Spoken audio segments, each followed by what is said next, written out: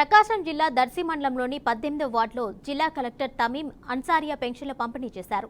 ప్రజలెవరూ గ్రామ సచివాలయానికి రావద్దని 5 కిలోమీటర్ల దూరంలో అధికారులు వచ్చి పెన్షన్లు పంపిణీ చేస్తారన్నారు. పెన్షన్దారులు నివాసాలు మారితే స్వయంగా వారి నివాసానికి వెళ్లి పెన్షన్ ఇవ్వాలి అని కలెక్టర్ ఆదేశించారు. దూరంగా ఉన్న వారికి మరుసటి రోజు పెన్షన్లు అందిస్తామన్నారు.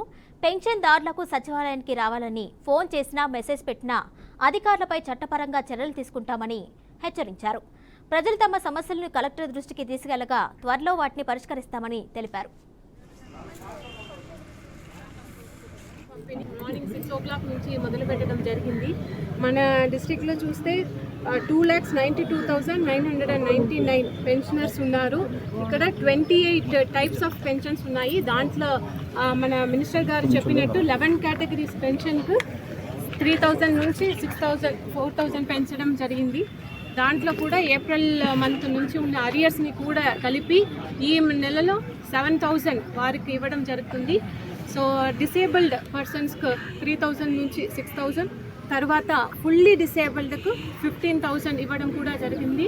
మనము మన సచివాలయం సిబ్బంది అందరినీ కూడా ఇంటింటికి వెళ్ళి ఇవ్వడానికి ఇన్స్ట్రక్షన్స్ ఇవ్వడం జరిగింది. వారితో పాటు అదర్ గవర్నమెంట్ ఎంప్లాయీస్ని కూడా ఈసారి ఇన్వాల్వ్ చేయడం జరిగింది. సో ఫస్ట్ డేనే ఈ రోజునే 99% మనము డిస్ట్రిబ్యూట్ చేయగలుగుతాము. దానికి తగ్గిన విధంలో అన్ని చర్యలు తీసుకోవడం జరిగింది.